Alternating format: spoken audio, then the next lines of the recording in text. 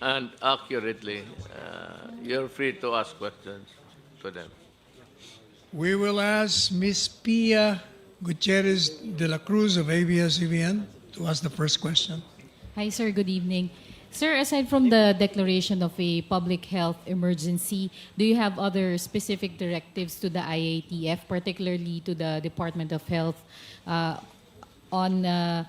particular to the Department of Health on addressing the COVID-19, sir? Yung COVID-19 is here. It is a contagion. It has not reached the level of an epidemic in our assessment, and neither is it pandemic.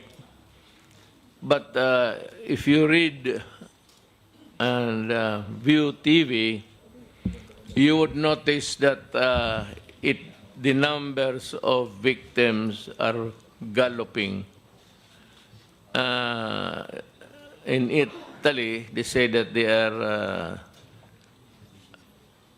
taking in 1,000 a day. Ang sa Pilipinas, wala pa naman masyado. May bagong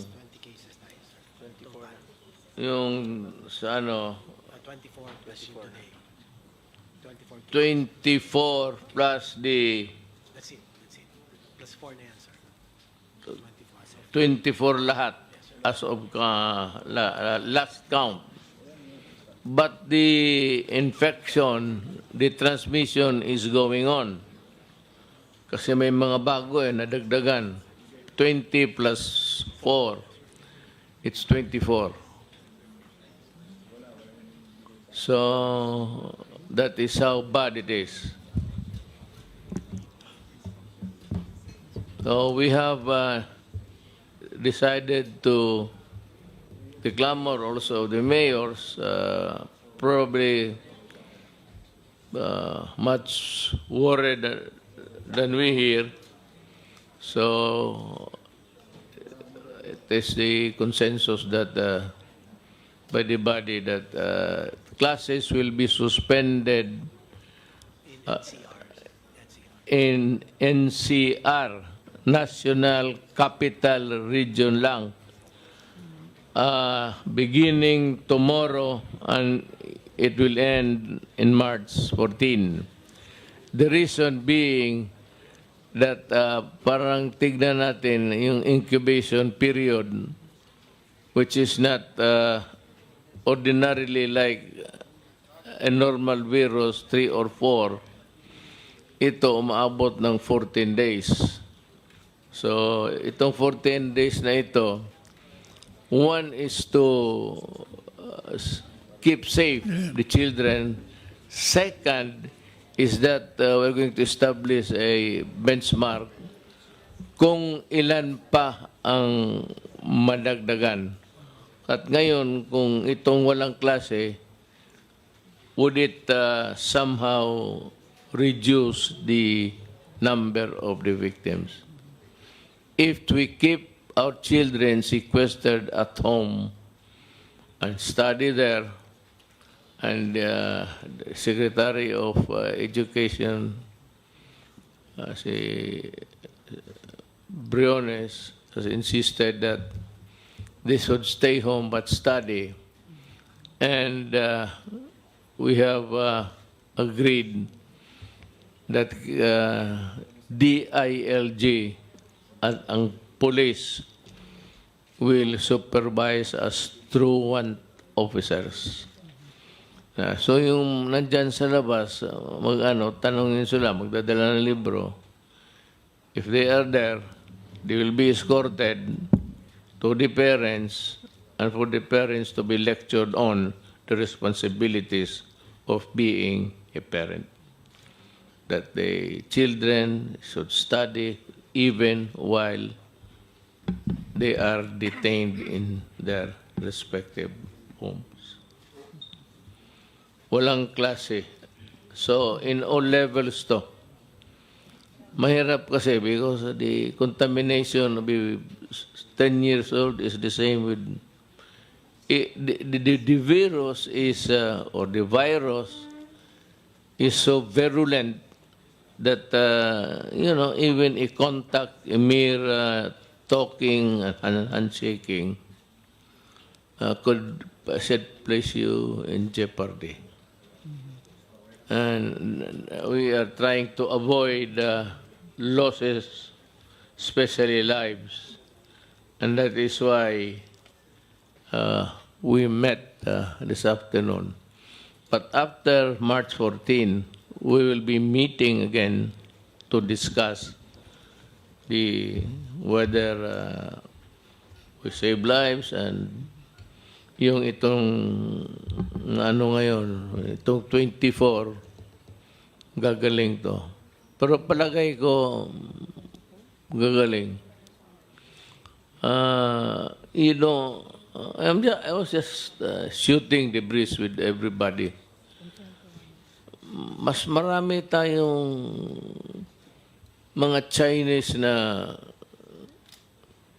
yung to the extent of creating a xenophobia. Sino is Chinese, phobia is parang pantakot sa insect. Do not do that. There are Chinese as there are Filipinos in China also affected. And we have something like 300,000 in Hong Kong. We do not have the accurate number of Filipinos working in the mainland China. So, yung irresponsible reporting, as if we are blaming everything against the Chinese. It should not be the case. For as long as we cannot stop travel, we cannot. We have to continue to open our doors. Baski na sanabi noon na while the virus was starting, because that is really the norm of conduct of the world today. Travel. You have to travel abroad, business. Especially that we have opened our doors to investments. What's bothering us is, ganito na lang. We have the money to combat itong COVID na ito, 19. I assure you, we have the money and we can defeat that tanginang virus na yan. Saan ba nakatira yan? We can defeat it. And this is not the first time that we have, in a way, in the past, I remember when I was young, there was this flu. It was also. Alam mo, ang totoo niyan, there's a cleansing, not really a cleansing, but hindi magtagal ito eh. Kaya the first one is the bubonic plague, the Black Death. Merong maraming namatay. Then yung Spanish flu, just after or before World War I. Mga sundalo, patay lahat. And then we have this thing, wala pa masyat tayong alam. But I'm sure that the scientists all over the world are working overtime to look for the vaccine. Hindi ito magtatagal. Sir? I am confident that we will survive this contagion. Sir, clarify ko lang yung sinabi nyo, COVID cases in the Philippines, 24 na po. So we have 4 new cases, sir, since this afternoon. 24. There was one in West Kramis, San Juan, Santa Maria, ba to? Bulacan, and Project 6 of Quezon City. One month, tag-isa sila. So additional 4, sir, since this afternoon. Sir, yun dun po balik tayo, sir, dun sa suspension ng classes. So kahit na wala silang pasok, they will be sequestered in their homes, itong mga estudyante. Because the Secretary of Justice is insisting that they go to classes. And the only way that we can convince Secretary Brunes was that even if they are in school, even if they are in their houses, they should be studying. So we place the responsibility for that in the barangay captain, and the enforcement would be the police. Kasi parang truant officers. So what the secretary wants really to happen is that there is no stoppage in education. What about government work, sir, or work in the private sector? Are we looking at yung mga work from home scheme? You know, government has to function. We need all, at least now, we need all. Yung sa immigration naman, tinanggal ko na yung na-involve sa pastillas. Serious. But there is kung wala na kayong question, any more question, I would like you to listen to Secretary Panelo. This has something to do with Pogo. And this has something to do with the other game supervised by Pagcor. I assure you that every centavo nakikitain dyan sa mga gaming supervised by Pagcor are accounted for. Walang corruption dyan at hindi ako papayag. And do you know why? Well, Panelo will tell you shortly. Pangako, just to give you an assurance, na yung Pagcor na hindi niya pinapalaro mo dyan kasi yung mga mayor,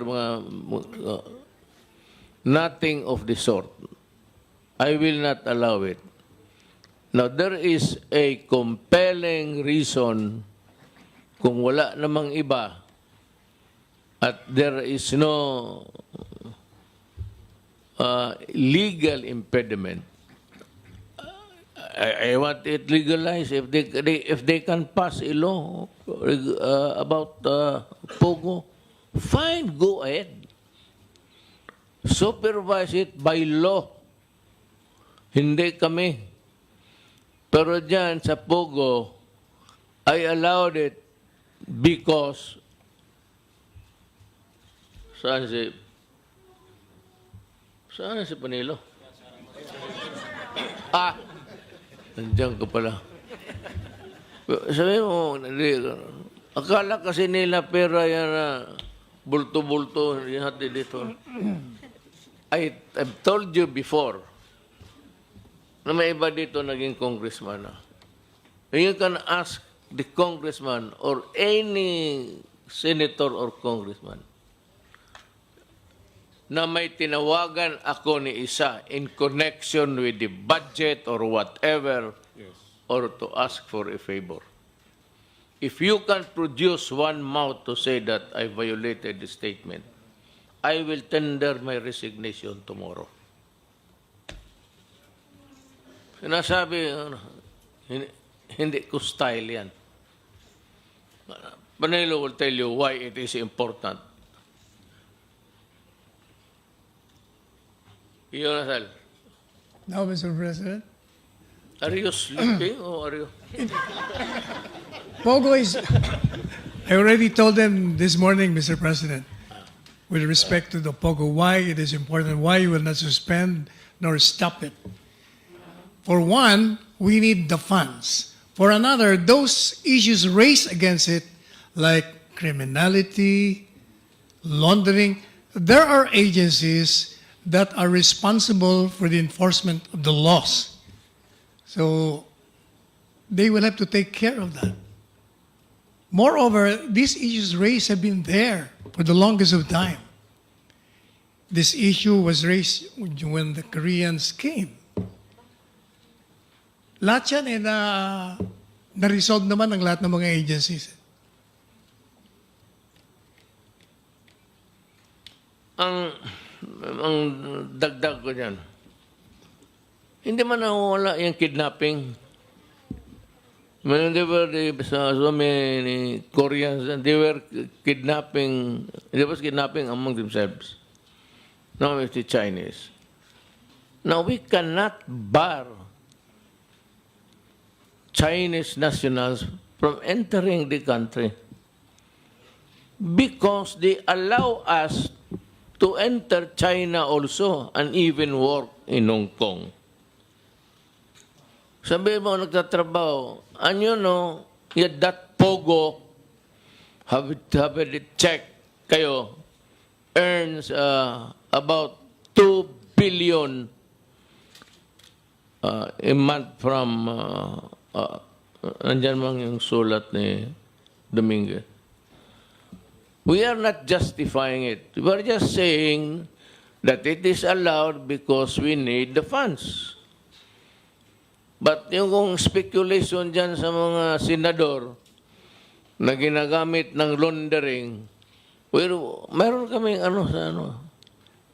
we have a listing of itong mga deposito nila. There is a report of money laundering.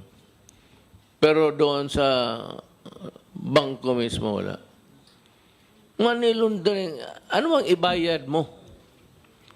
You are engaged in the business. You deposit money, you withdraw money. Tumatakbo yan. May manalo kasi may matalo. So kailangan nilang pera magbayad. That's it. If they want the payment to emanate from the Philippines, there's nothing that we can do. But kung sabihin mo yung money laundering na hindi nakita ng yung regulators dyan, binigyan kami ng kopya. Hindi totoo. Ang tanging ano ko lang dyan is the money. Sayang makatulong sa bayan. Kagaya nga itong mga ganito. So, 2 billion, answered ka agad. So, we have the money. But kung sabihin mo, may isa dito sa amin, na ewan ko yung mga polis, banta kayo sa akin. Pero sabihin ka mga kabinet, we do not even allow them to visit us here in Malacañang. Yung mga businessmen sa Pogo. And it is not true. Per hour, that it may be the embassy of employees in the embassy of China are helping Pogo workers to come in. That's not our business. Unless they are criminals.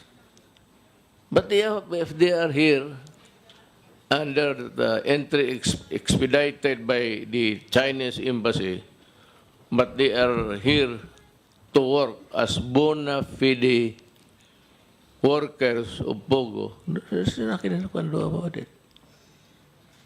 Unless you want to, I said, jeopardize the Filipinos in America. Makita mo naman yung mga Pilipino, hindi naman nila pinilit umuwi. But I would like to assure China and every nation that you do not have to be worried about a Filipino in your country. We are ready to extract Filipinos wherever they are needed to come home. Magsabi ang Pilipino mag-uwi siya, baski isa lang siya. I have a great ship, a Philippine Navy ship station in Europe. And every Filipino can make use of it. Kaya ako nilagay yan doon eh. But even with one passenger, the ship will sail. Yung klaruhin ko lang yung walang corruption dyan sa... Wala kaming kinausap dyan, except pagkor. And I said, if you have a recording, a telephone conversation, if you saw me talking to Andrea about money, then you are sorely mistaken. Yung opposition lang yan. Kasi kayo, magnanakaw. Kita mo yung mga train natin na coaches na hindi magamit kasi hindi magkasya. So we had to buy a new one. Do you know that? Nagbili sila ng cars, hihinila ng train na hindi magkasya sa ating rails. Hindi tukma yung ano. And the other rotten.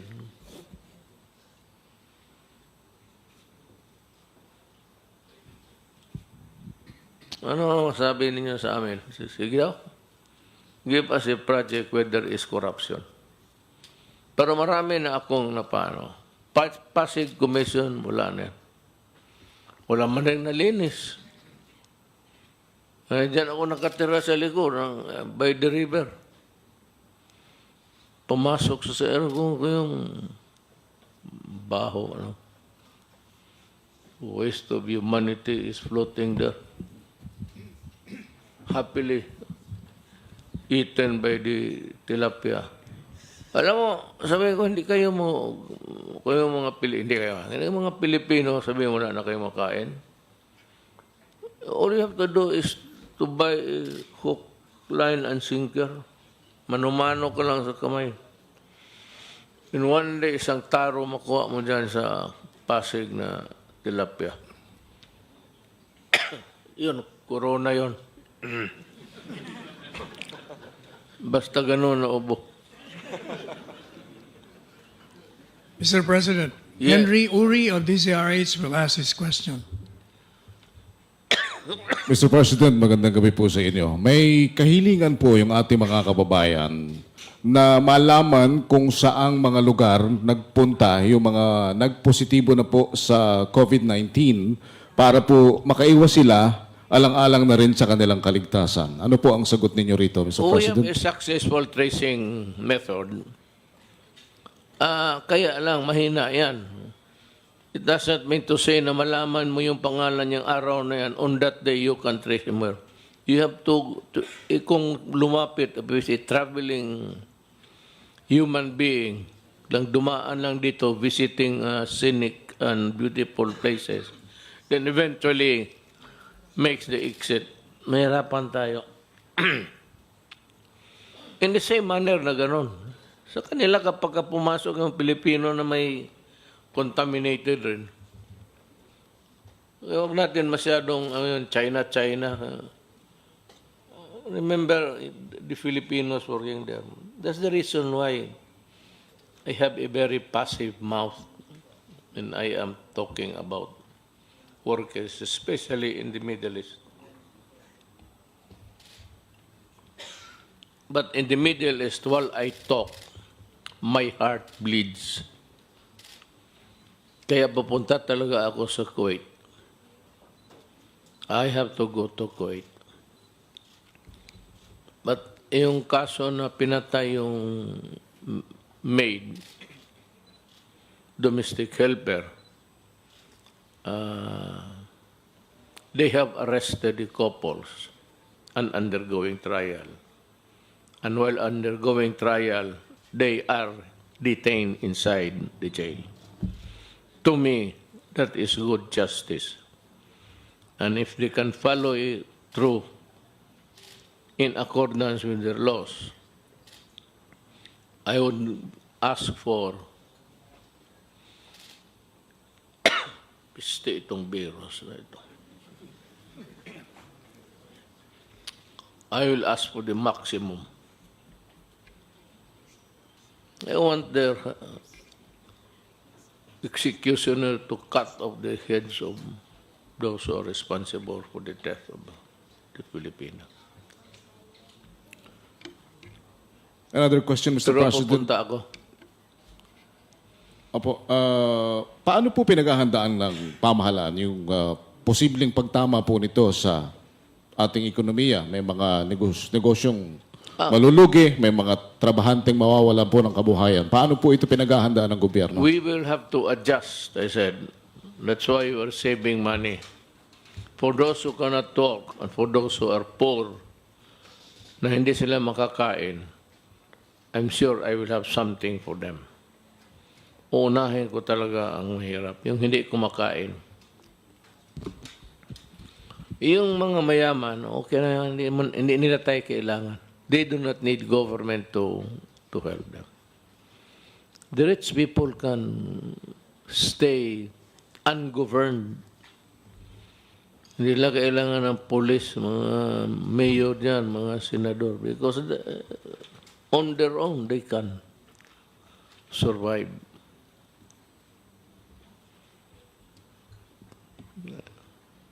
And to think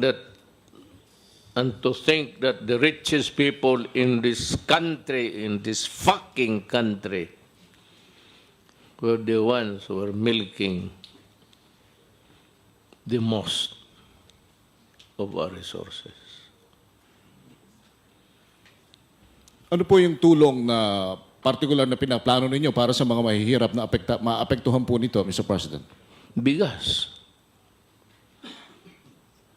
Total, maraming reklamo bigas na hindi na, you know, even if we spend all the money, mapunta sa mga tao pagkain. Para sa akin, yun na yung pinaka-ano. Ano pa kung walang trabaho, sabi mo, walang ekonomiya, nothing is moving. Every country is closing its borders. Nobody gets out. There is no product produced. Productions are slowed down. So, we'll just have to fend for our own. Ngayon, sabi na maraming bigas, hindi na. Bilihin na natin ang bigas. Malugi tayo. Maubos yung pera natin, ubusin natin para pagkain sa mahirap. Kukulangin pa yan. Milyon ang Pilipino na walang trabaho niyan.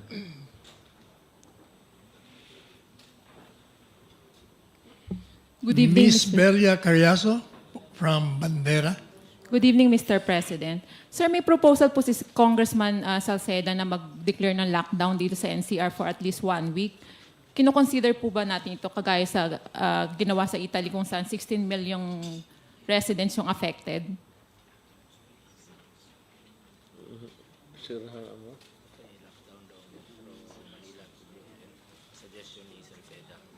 Lockdown, no one comes in or goes out. Yes, sir.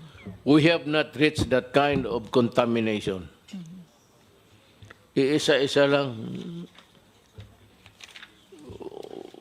With this transmission, you want to close down the economy at this time. There will be a time, I suppose. I hope not. I hope God will have mercy on the Filipino people.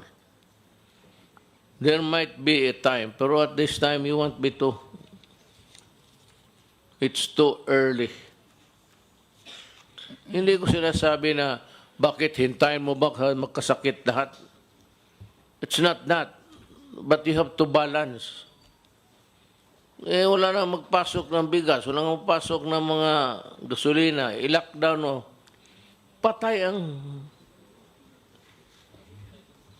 maybe, kung yung lugar na pinuntahan ng mga Pilipino, magsabi ka ang namatay doon, mag-abot na ng 20,000, o sa isang lugar may 5,000.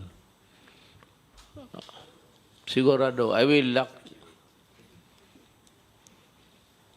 Hindi lang lock in, ilock ko talaga, kadena. Sir, another question po. Sir, paano po natin i-address yung kakulangan ng testing kit? Considering inadmit po ni Secretary Duque na hindi problema yung, wala sila sa underreporting kundi yung problem sa resources. May Well, limited tayo sa testing kit ng Well, fund. the kit is there. It's kind of, to my understanding, it's a kit that can be distributed to the different health workers and they can do it. But at this time, kung kulang, they're always brought to a testing station. I do not know how they would term the facility.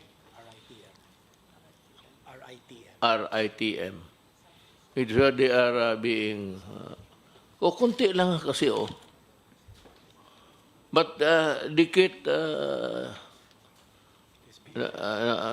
the kit is na dikit. Walang lumalabas pa. So may enough naman, sir, in case na tumaas pa yung bilang ng mga tinatamaan ng ano? I think COVID. that sabi ko nga, in every, not generation, but epoch, maybe meron yung nung una bubonic plague, yung sa Middle East, parang yun, kasi magagago ang tao noon, parang tama-tama lang. Tapos yung Spanish flu. Right before or after the war, the Second World War. Kawawa yung mga tao. Pero mas kawawa yung sa Middle East. The so-called Roman Empire. You have read the Inquisition. Kung may birthmark ka, you are a witch and you are born at stake. Miss Chona Yu of Radio Inquirer. Hi, sir. Good evening. Just a follow-up on Belia's question. Are you satisfied with the response of the DOH sa COVID-19 considering na every minute tumataas yung bilang ng mga kaso? You cannot prevent it. Yung contamination, if it is passed from one person to another, you cannot prevent it. At saka hindi mo mahabol. Because while he is still alive, if he's still around, hindi pa lumabas yung he has gone to so many places, shook hands with everybody, ate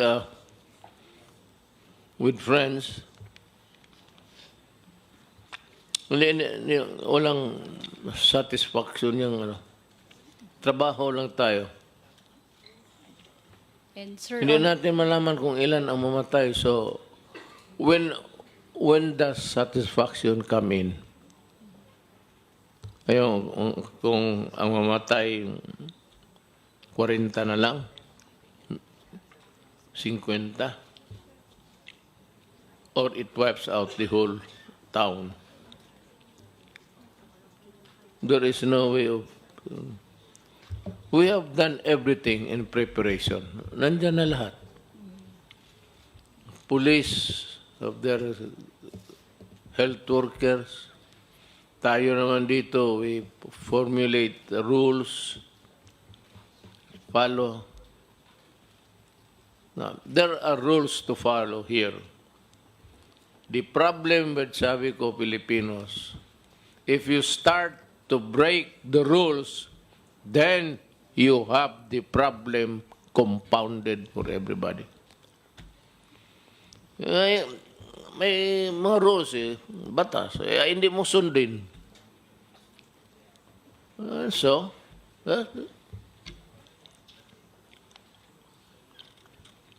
sir, another question. Will you still push through with your visit to Boracay to promote yung local tourism? Look, I am not going to Boracay itself. I ordered the cleaning of barangay, si General Anyo pati General Samato. Kaya sekretary na yan sila. Malinis na. Si Berna. Wala naman tao pumupunta doon. Pero ako, I'm going there because I declared the island of Boracay as a land reform area. Yung likod mismo ng mga beach na tinitignan ng mga maglagay ng cottage, maglagay ng kung ano-ano. Sabi la, Mayor, ang plano namin to resort. Sabi ko, you just wait after the cleanup. After the cleanup, I told Castriones, prepare the proclamation. I declared it land reform area. So I gave it to the natives. Then further inside the island, sabi ko, ubusin mo. Ubusin mo ang Boracay sa mga natives. Ibigay mo sa kanila kasi lupa nila yan. Thank you, sir. Yung Boracay, ayawan ko. Wala pa naman nag-apply. Kayo mag-apply, ibigay ko yan.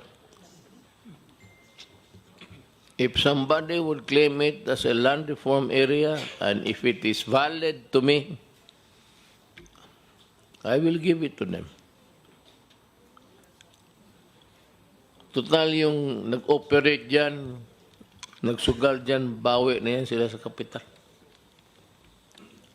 Sir, I asked that question kasi Secretary Puyat said na you will visit Boracay to promote local tourism amid nung coronavirus. Yes, kasi wala ng tao.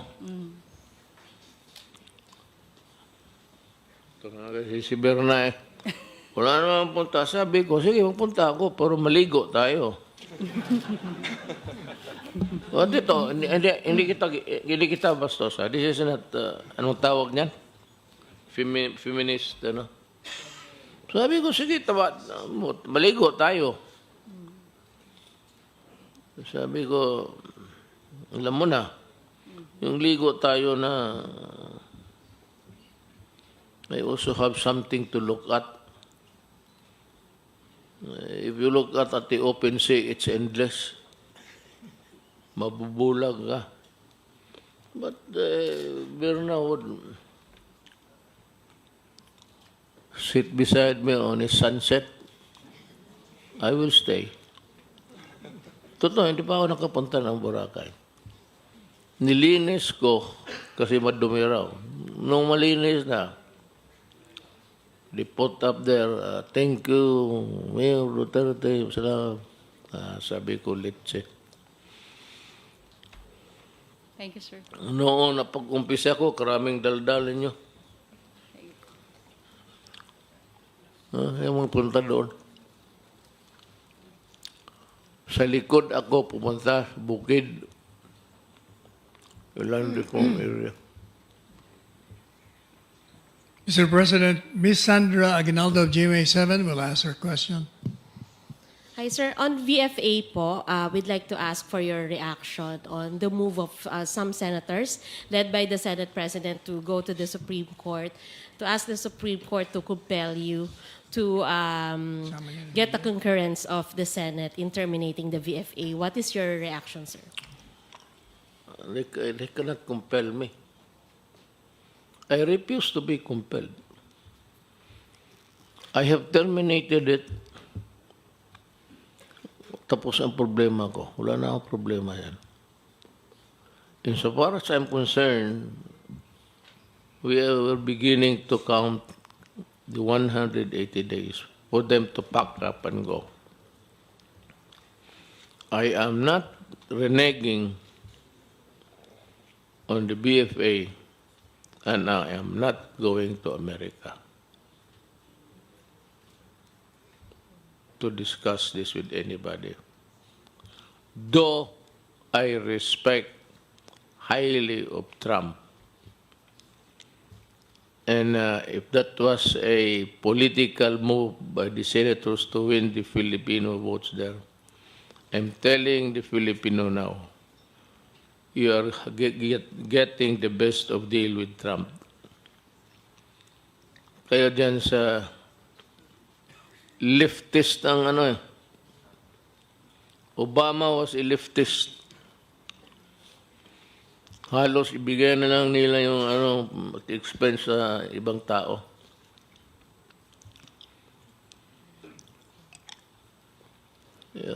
To the Filipinos, if you perchance lumabas ito, bumoto kayo kay Trump. And they say that I am interfering. Of course, I'm interfering. Tell that to the Americans. That Duterte is insisting in interfering. Alam mo bakit? Do you know why I'm interfering? Can anybody answer my question?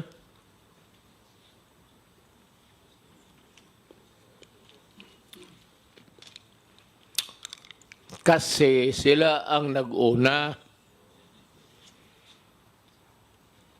Kung ano-anong extrajudicial killing. Tapos 70,000. Saan nakalibing yung 20,000? Na mag-head count kami doon sa... Kung may matay dyan na binaril. Extrajudicial killing. Kita mo, bumaba na ngayon ang droga, at least. Hindi na takot mag-uwi yung mga tao sa bahay nila.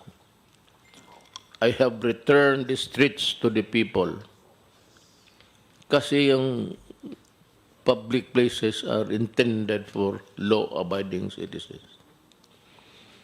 And if it is na hindi na makauwi ang mga bata, takot na, and they are nervous, especially the working girls, mga sales girls dyan sa mga mall. Alam mo ba ang buhay ng... Alam mo ba ang buhay niya mga yan? Mag-abot yan ng bahay nila mga alas 11, alas 12. Maglaba pa yan. Magluto ng pagkain. Para kinabukasan. Matulog yan, 2-3 oras. Gigising yan, bihisan yung mga bata, ihatod sa... Tapos, barabarahin mo pa ng... para lang sa Cebu. Patayin mo isang tao. Yung sa Davao, check it out. You have your stations there. May pinatay na diyan sa squatters area sa Boulevard. She was the parang supervisor ng itong gym ng babae. So she had to be early. Pagdaan niya sa isang bahay, dinamput lang siya sa loob. Nahulog yung pagkain niya, mainit pa. Yung mga babae na yan, o anybody for that matter, similarly situated. Yan ang nila. Mayroon silang kanin, magbili lang sila sa ulam, isang ulam sa labas. Tapos pag uwi sa gabi, patayin mo pa.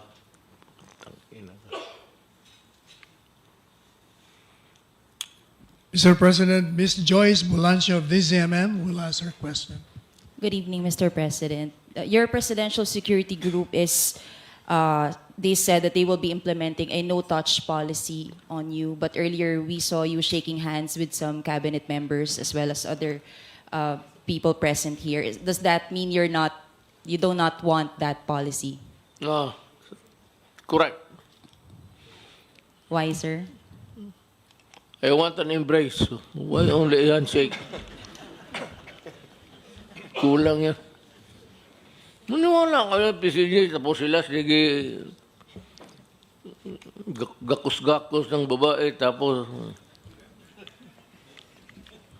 why, do you think Panelo is not holding the hands of the women, you know? So you don't see the need, Mr. President, to follow such protocol? Kalukuhan niya. Putol-putol. I will shake hands. Anak, ilang kong bang sinasabi na sa iyo na kung tawagin na ako ng Diyos ngayon, oras na ito, pupunta na ako. Tapos na ako. Naging presidente na ako. Pinakamataas na maabot ng isang tao. Mga anak ko, okay na. But sir, how about your public appearances? I believe your partner, Ms. Hanelet, is also urging you to avoid going to public, crowded places, also to avoid being affected with COVID-19. Trabaho ko yan eh. Kanat. Pera na lang kung yung mga participants sila matakot. Ako, tatanungin ko sila, matakot pala kayo mamatay. Buti sana kung mayaman. So, wala man kaming pera. So, Mr. President, you will not be declining invitations to events that's supposed to happen in crowded? No, I will not decline invitations. Okay. I will shake hands with everybody. I am going to Mindanao to visit my dead soldiers, if they are still there, and to congratulate my warriors. Thank you, Mr. President. Matayan ako, apat na sundalo ko. Mr. President, Ms. Tricia Terada of CNN Philippines will ask the last question for the night. Hi, President. Good evening. Sir, back on COVID-19, we still have low water supply, but then the DOH is also requesting the public to observe proper hygiene. How can we do this, sir? Especially for the poor communities na priority po nila makabili ng pagkain over buying sanitary supplies. How are we going to reconcile, sir, our problem with low water supply and this encouragement or message from DOH? I am not an economist, but Secretary Lopez is here. But it would take a discussion of how it works. Ano lang yan, the law of supply and demand first. No, sir, how about yung water supply, sir? Any assurance, sir, na magkakaroon tayo ng stable water supply, especially, sir, in poor communities? I am forcing the issue, yung dam sa Kaliwa, Wawa. Because if I do not do it in the next 2 years, magpalasot, ang mayor ng presidente ng Pilipinas, papatayin, pang-apat ngayon galing sa akin, papatayin ng Pilipino kasi walang tubig.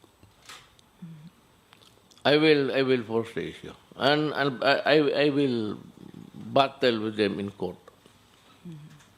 And I hope that the judges and the justices would understand.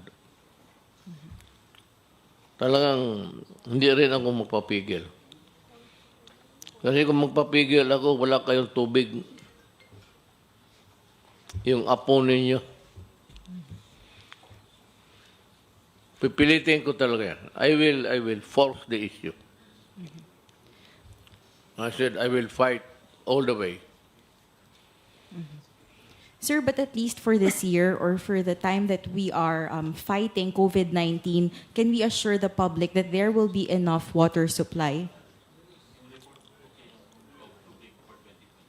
Meron yan. 2020, meron yan. Sigurado ako.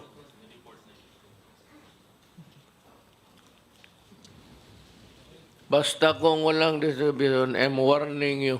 I'm warning everybody. I will industrialize the water industry. And government will do the construction. And we will force the issue. Kasi hindi madala ng legal yung tubig pati pagkain. I don't believe